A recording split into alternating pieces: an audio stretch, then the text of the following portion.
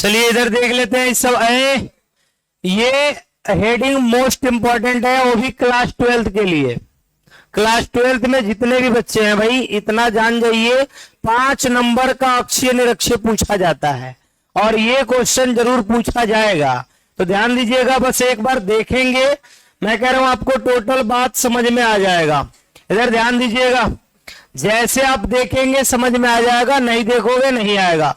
सबसे बड़ी बात क्या है, इसको देख लेते हैं। निरक्षीय रेखा पर स्थित किसी बिंदु पर विद्युत क्षेत्र की तीव्रता।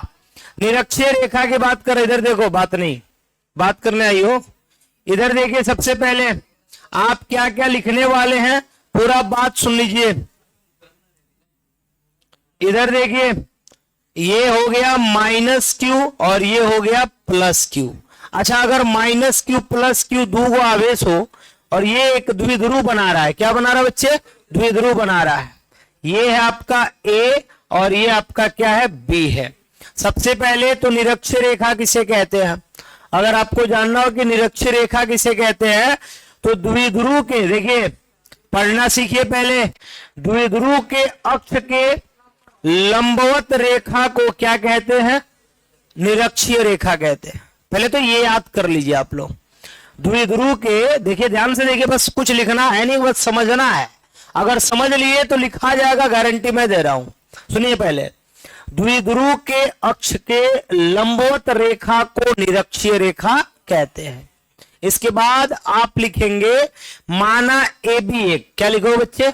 माना ए बी एक। एकदम आराम से लिखिए, पूरी बात में लिख के भी सिखा दूंगा आप लोगों को कि माना ए बी एक। ध्यान दीजिएगा, माना ए बी एक क्या है? देखिए, माना ए बी एक, माना ए बी एक क्या है? द्विध्रुव है। ए बी क्या है बच्चे? द्विध्रुव है। चलिए, माना ए बी एक क्या है? द्विध्रुव है। अब आप लिखते कैसे हैं, पूरा बात मैं आपको सिखाने वाला हूं। बिंदु ए पर देखते रहिए, बिंदु ए पर माइनस क्यू आवेश तथा बिंदु बी पर, बिंदु बी पर प्लस क्यू आवेश क्या है? उपस्थित है। बोलो जी, इतना में कोई दिक्कत है किसी को? इतना लाइन आप देख करके लिख सकते हो। निरक्षीय रेखा किसे कहते हैं? द्विध्रुव के अक्ष के लंबवत रेखा को निरक्षीय रेखा कहते हैं। पैरा चेंज करके लिखोगे कि माना ए बी एक द्विध्रुव है, बिंदु ए पर माइनस क्यू आवेश और बिंदु बी पर प्लस क्यू आवेश उपस्थित है। दोनों के बीच की दूरी कितनी है? 2d है। दोनों के बीच की दूरी आप लिख सकते हो यहां पे कि दोनों के बीच की दूरी, देखते रहो, दोनों के बीच की जो दूरी है वो कितनी है बच्चे? 2d है।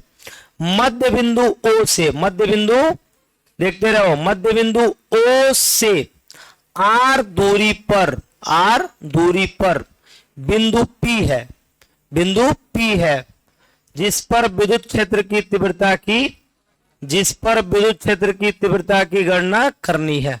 विद्युत क्षेत्र की तीव्रता की गणना करनी है। लो भाई, तीव्रता की गणना करनी है। अगर आप लिखना चाहें तो बताइए, आप इतना बात लिख सकते हैं कि नहीं लिख सकते हैं? ये तीव्रता की गणना करनी है, इधर कर दे रहे हैं, तीव्रता की गणना करनी है। ये आप बताओ, इतना समझ में आ रहा है कि नहीं आ रहा? फिर से एक बार देखिए, द्विध्रुव के अक्ष रेखा के लंबवत रेखा को निरक्षीय रेखा कहते हैं। माना ए बी एक द्विध्रुव है, बिंदु ए पर माइनस क्यू आवेश और बिंदु बी पर प्लस क्यू आवेश उपस्थित है और इनके बीच की दूरी 2d है। मध्य बिंदु O से r दूरी पर, कितना दूरी पर? r दूरी पर एक बिंदु P है, जिस पर विद्युत क्षेत्र की तीव्रता की गणना करनी है। अब यहां पे आप क्या लिखने वाले, थोड़ा ध्यान दीजिएगा। इसका मैं अलग से बता दूं कि इसको हम d मान ले, 2d है तो आधा आधा होगा ना जी, तो ये आधा d, ये आधा d, को d हो गया? 2d हो गया। तो ए गो d। अब एक बात बताइए, यहां से दूरी इसकी क्या होगी? तो यहां से इसके कारण तो यहां निकलेगा और इसके कारण कहां निकलेगा बच्चे? यहां निकलेगा। अब सिचुएशन क्या है कि आपको ध्यान देना है, माइनस क्यू आवेश के कारण बिंदु P पे कितना होगा उत्पन्न और प्लस क्यू के कारण कितना उत्पन्न होगा। लेकिन उसके पहले आप थोड़ा सा एक और बात लिखने वाले हैं। क्या लिखने वाले? देखिएगा, ये आधार हो गया, ये लंब हो गया, तो बताइए आप कण कितना आएगा? तो कण आएगा डी स्क्वायर प्लस क्या आएगा? R square. ये भी कितना आएगा जी? डी स्क्वायर प्लस में क्या हो जाएगा? आर स्क्वायर हो जाएगा। कोई दिक्कत है किसी को? अब आप लिखने क्या वाले हो, सुनिए, फिगर आप कहीं भी बना सकते हो, ऊपर भी चाहे साइड में भी। माइनस क्यू आवेश के कारण, किसके कारण बच्चे? माइनस क्यू आवेश के कारण, माइनस क्यू आवेश के कारण बिंदु P पर, बिंदु P पर उत्पन्न विद्युत क्षेत्र की तीव्रता, उत्पन्न विद्युत क्षेत्र की तीव्रता, विद्युत क्षेत्र की तीव्रता। चलो भाई अब आप समझो थोड़ा सा कि माइनस क्यू आवेश के कारण कितना उत्पन्न होगा। तो माइनस क्यू के कारण, इसके कारण इस पे कहां होगा? मैं कल बताया था, माइनस के कारण कभी भी कहां होता है? अंदर की ओर। कहां होता है? अंदर की ओर उत्पन्न होता है। तो विद्युत क्षेत्र की तीव्रता की दिशा जो होगा वो आपका अंदर की ओर होगा। तो ये आप उसमें दर्शाने वाले फिगर में। अब आप यहां पे लिखने वाले हैं कि भाई E1 equal to 1/4 pi epsilon not q, q है ना, क्यू ओनली क्यू, माइनस तो चार्ज है बस, क्यू बटा, अब क्या होता है जी? दूरी स्क्वायर होता है, तो दूरी का स्क्वायर लेंगे तो ये नहीं, देख लो, डी स्क्वायर प्लस में क्या है? आर स्क्वायर, इसका होल स्क्वायर लोगे। किस दिशा में ये है जी? दिशा बताओ। पी से किधर है? ए की ओर, पीए दिशा में। किस दिशा में? पीए दिशा में है, ये काम कर रहा है। अब आप एक काम करोगे, E1 equal to 1/4 pi epsilon not q बटा, और ये वर्ग से वर्गमूल क्या हो गया? कट गया, डी स्क्वायर प्लस क्या हो गया? आर स्क्वायर, समीकरण 1 हो गया। कोई दिक्कत है किसी को? D square plus are square समीकरण 1 हो गया। अब आप यही बात पुनः लिखेंगे कि पुनः, इधर देखिए बहुत समझ लो एक बार, प्लस क्यू आवेश के कारण, किसके कारण बच्चे? प्लस क्यू आवेश के कारण बिंदु P पर, किस पर? बिंदु P पर उत्पन्न विद्युत क्षेत्र की तीव्रता, उत्पन्न विद्युत क्षेत्र की तीव्रता। अब आप इस पे देखोगे तो कितना उत्पन्न हुआ है ये बात आपको लिखना पड़ेगा। कितना लिखोगे? E2 बराबर क्या लिखोगे? 1/4 पाई एप्सिलॉन नॉट क्यू बटा D square plus are square, इन वही बात हो जाएगा का होल स्क्वायर, और इसको आगे बढ़ाओगे तो क्या मिलेगा? 1/4 पाई एप्सिलॉन नॉट क्यू बटा डी स्क्वायर प्लस क्या मिल जाएगा? R square. किस दिशा में होगा बच्चे बताओ? ये देखो, प्लस आवेश से कभी भी उत्पन्न विद्युत क्षेत्र की तीव्रता बाहर की ओर होती है, तो ये आपका E2 हो जाएगा। ये E1 इधर हो रहा है, E2 किधर हो रहा है? बाहर। किस दिशा में है? BP दिशा में है। किस दिशा में है? BP दिशा में है। और ये समीकरण क्या हो जाएगा? समीकरण 2। अब आपको एक बात ध्यान देना है कि समीकरण 1 और 2 को ध्यान से देखिए, और जैसे 1 और 2 को आप ध्यान से देखेंगे आपको एक बात पता चलेगा कि समीकरण 1 और 2 से, समीकरण 1 और किससे बच्चे? समीकरण 2 से E1 और E2 आपस में क्या है? बराबर है। E1 और E2 आपस में क्या है? देखिए, देखिए मान देख लीजिए सभी लोग। E1 का मान इधर देखिए, E1 बराबर 1/4 पे एप्सिलॉन नॉट क्यू बटा D square plus are square. E2 का मान भी सेम वही चीज दिख रहा है, लेकिन क्या अंतर दिख रहा है बताइए? दिशा, दिशा अंतर दिख रहा है। एगो इधर है और एगो इधर है, तो दिशा तो अंतर है। आप लिखने क्या वाले हैं देखिएगा कि भाई समीकरण 1 और 2 से E1 और E2 बराबर है, परंतु क्या बराबर नहीं है? परंतु दिशाएं विपरीत हैं। दिशाएं क्या बच्चे? विपरीत हैं। परिमाण तो बराबर है लेकिन दिशाएं क्या है? विपरीत हैं। अब जब दिशा विपरीत है बच्चे, इधर ध्यान देंगे, इधर देखिए। अब एक काम करते हैं, PAB ये एक थीटा मान लेते हैं, ठीक है, और इसका देखिए, देखते रहिएगा, इसका परिणामी निकल के आएगा यहां पे E। तो ये थीटा माने, ये थीटा का एकांतर थीटा कौन हो जाएगा? ये वाला हो जाएगा। और यहां पे देखो PAB और एक PBA, ये एक थीटा मान लेंगे, और इसका एकांतर कोण ये हो जाएगा ये वाला, यानी ये भी हो गया थीटा और ये भी हो गया थीटा। अब बात आपको समझना है, यहीं पे मेन बात है। मेन बात आप कैसे लिखने वाले हैं, आप लिखने वाले हैं परंतु दिशाएं विपरीत हैं। कोण PAB बराबर कोण PBA बराबर क्या है, थीटा है। दोनों के बराबर हमने क्या माना है, थीटा। तो ये दोनों थीटा है, तो देखते रहिए। तो E1 व E2 कौन कौन बाबू, E1 व E2, ध्यान दीजिएगा। E1 व E2 BA अक्ष के अनुदिश लिखना। BA अक्ष के अनुदिश E को दो घटकों में बांटता है। कितने घटक में बांटता है, दो घटकों में बांटता है। दो घटकों में जब बांटता है तो क्या होता है बच्चे, यहां पे समझना पड़ेगा। इधर ध्यान दीजिए, दो घटक में बांटता है। वो दो घटक का नाम क्या क्या होगा हम समझा दे रहे हैं आपको। वो दो घटक कौन कौन होने वाले हैं। सबसे पहले ये बांट रहा है दो घटक में, तो आप कौन कौन सा लेने वाले हैं ये ध्यान दीजिएगा। इधर देखिए, एक तो मैं बता रहा हूं, एक इधर बच जाएगा और एक यहां पे इधर हो जाएगा। दो गो घटक होंगे। दो गो घटक कौन कौन होंगे सुनिएगा। BA के अनुदिश बांट रहा है तो दो गो घटक, एक ऊर्ध्वाधर घटक होगा, ये दोनों ऊर्ध्वाधर घटक है, और ये वाला दोनों कौन होगा, क्षैतिज घटक। तो यहाँ पे दो गो घटक बांटा जा रहा है। दोनों घटक के लिए बात बोला गया है, थोड़ा ध्यान देना है बस। अब मैं आपको इसका अलग से मान निकाल के दिखाने वाला हूं ताकि ये बात आपको समझ में आ जाए, ठीक है। थोड़ा सा ध्यान दीजिएगा, अलग से मैं मान आपको निकाल के दिखाने वाला हूं। यहां पे इधर देखिए सभी लोग, इधर ध्यान दीजिएगा। ये था ना आपका, देखिए ये एक ऐसे था, एक ऐसे था, ये था ना जी, ये था, और एक ऐसे था। इसका नाम आपको क्या पता चला है, E2। इसका नाम क्या पता चला है, E1। और ये बोले हैं कि ये E होगा। क्या होगा बच्चे, E होगा। ये परिणामी है, परिणामी ये E होगा। अब बोला गया है कि ये इसको कितने घटक में बांट रहा है, दो घटक में। एक ऊर्ध्वाधर और एक हो जाए क्षैतिज। ऊर्ध्वाधर के लिए क्या काम करने वाले हैं, मान लीजिए इसका नाम क्या है, P है। अब जब आप इसको ऐड करोगे, जब आप इसको ऐड करोगे, इसको ऐड करोगे और इसको ऐड करोगे, ध्यान दीजिएगा, इधर ध्यान दीजिएगा। जब ये E2 है यानी कि ये क्या है, कण है, और ये क्या बच्चे, लंब है। जब लंब का मान आपको, मान लो यहां थोड़ी देर के लिए हम C मान लेते हैं। जब लंब का मान ज्ञात करना, ये टोटल थीटा था, थीटा था ना जी, तो ये सब थीटा हो जाएगा। ये सब क्या हो जाएगा, थीटा। अगर आपको इसका मान ज्ञात करना है तो ये है लंब और ये है कण। जब लंब बटा कण किस में होता बताइए, साइन थीटा में। किस में होता बच्चे, साइन थीटा में। लंब बटा कण, लंब कितना बता दो, PC। लंब कितना है, PC। अब बटा कण कितना है जी, E2 है। E2 है ना कण का मान, E2 है। अब मैं बोलूं कि ये PC का मान कितना हो जाएगा, तो PC यहीं पे रह जाएगा, E2 जाके मल्टीप्लाई करा लेगा। E2 इंटू कितना हो गया, साइन थीटा। तो जैसे PC का मान E2 साइन थीटा आया है, वैसे ही देखिएगा इसका मान E2 साइन थीटा आ गया, तो इसका मान क्या आ जाएगा, E1 साइन थीटा। क्या आ जाएगा, E1 साइन थीटा। ये दोनों कौन सा घटक हो गया, ऊर्ध्वाधर घटक हो गया। अब इसमें क्षैतिज घटक का भी काम है। क्षैतिज घटक कौन होगा, ये वाला।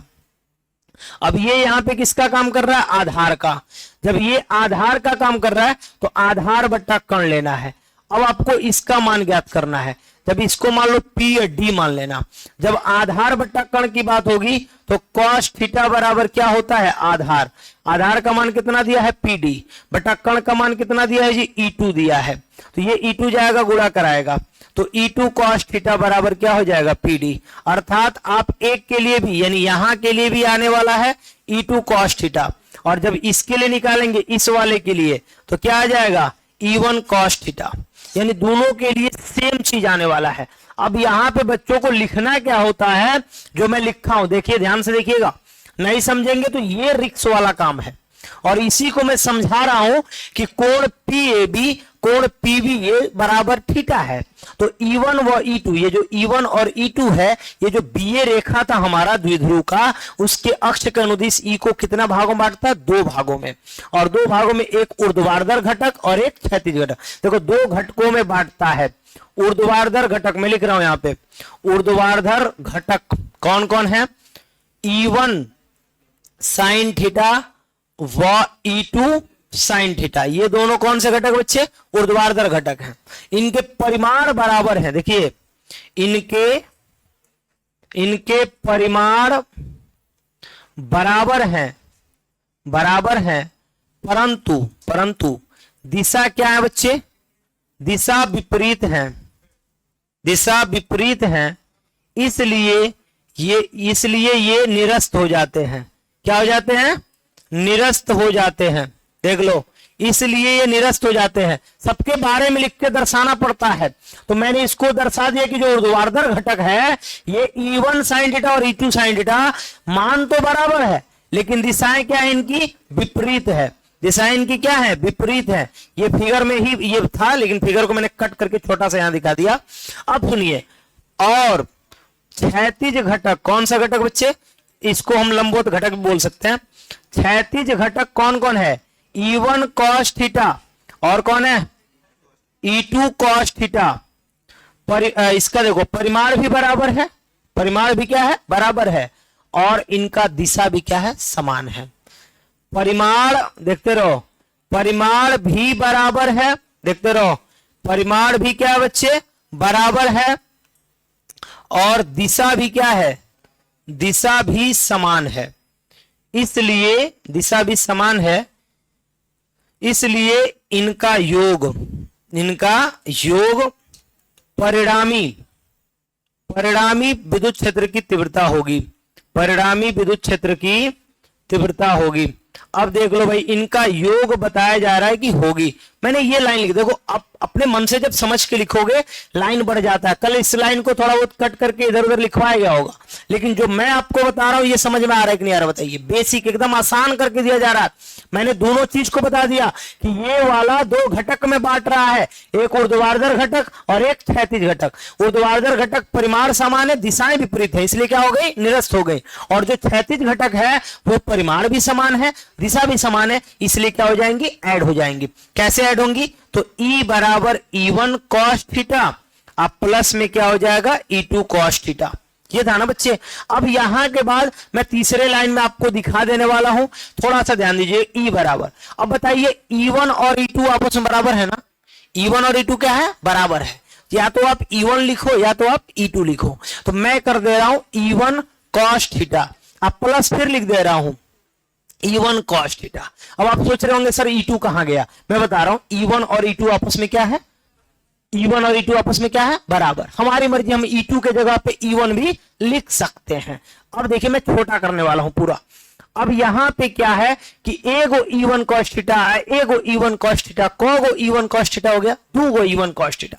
तो आप यहां पे लिखने वाले हैं 2 E1 cos थीटा। अब देखिए थोड़ा ध्यान दीजिएगा, अब यहां पे 2 का तो 2 लिखा गया, E1 का मान 1/4 पाई एप्सिलॉन नॉट Q बटा D square plus R square complete. cos theta का मान क्या होगा? 1 मिनट। अब cos थीटा का मान मैं यहां पे आपको निकाल के दिखा दे रहा हूं। यहां पे मैं cos थीटा का मान निकाल के दिखाऊंगा, क्योंकि थीटा का मान निकालना है। cos थीटा बराबर क्या होता है बताइए? आधार बट्टा कण। आधार कितना दिया है? D। मैं यहां पे निकाल दूं cos थीटा का मान, 1 मिनट। मैं यहां पे निकाल दूं cos थीटा का मान। आधार कितना दिया बच्चे? D। भाई मान तो यहीं पे दिया है, अब बटा कण कितना दिया है बता दो? √D square plus R square. तो ये cos थीटा का मान हो गया। कोई दिक्कत है किसी को? अब हम क्या करेंगे? तीसरे वाले में, इस वाले में ला करके रख देंगे। चलो रख देते हैं बच्चे। तो 2 सॉरी यहीं पे तो रखना है अभी। इधर देखिए क्या रखेंगे बच्चे बताइए? D बटा √ में D square plus R square. हो गया बच्चे, ध्यान देना है, ध्यान देंगे सवाल बन जाएगा। बहुत भारी चीज है भी नहीं। 2QD गुणा करा लिया सारा, 1/4 पाई एप्सिलॉन नॉट 2QD हो गया। बटा में आ जाओ। बटा में मैं आपको बता रहा हूं, इसका पूरे का मान कुछ नहीं दिया है तो कितना माना जाएगा? 1। और ये करणी का मान होता है 1/2। करणी का मान कितना होता है? 1/2। तो 1/2 इसका मान हो गया है, और ये हो गया। अब बताओ D square plus R square यहां भी है, D square plus R square यहां भी है। जब आधार बराबर होता है तो घातों को जोड़ लिया जाता है। तो D स्क्वायर आप प्लस आर स्क्वायर, घातों को जोड़ो, इसका घात कितना है 1, इसका घात कितना है 1/2, 1 में 1/2 को जोड़ोगे 3/2 आएगा, कितना आएगा 3/2, मैं डायरेक्ट लिख रहा हूं 3/2। क्लियर है। अब मैं यहां पे कल बोला था आपसे, देखिए जो बात मैं बोला था वही बात फिर से मैं समझा रहा हूं। ये जो होता है यही अल्प दूरी होता है। कितना दूरी होता है? अल्प दूरी। ये ऑलरेडी बहुत छोटा होता है। जब ये 2D अल्प दूरी होता है तो सोच के देखो d कितना छोटा होगा, बहुत छोटा होगा। उसके मुकाबले r के मुकाबले तो ये काफी छोटा है। तो इसी बात को मैं लिख के यहां पे दिखाया था कि जो d स्क्वायर है ना बाबू, वो r स्क्वायर से क्या है, बहुत छोटा है। तो जब d स्क्वायर छोटा है तो d भी तो छोटा होगा। बोलिए, डी स्क्वायर का जो मान आएगा वो आर स्क्वायर से बहुत छोटा है, इतना छोटा है कि गिनती के मान का नहीं है। तो डी स्क्वायर को नगण्य मानने पर, यानी डी का मान, डी के मान को नगण्य मानने पर, क्या मानने पर? नगण्य लेने पर ले लेते हैं, नगण्य लिया जाएगा।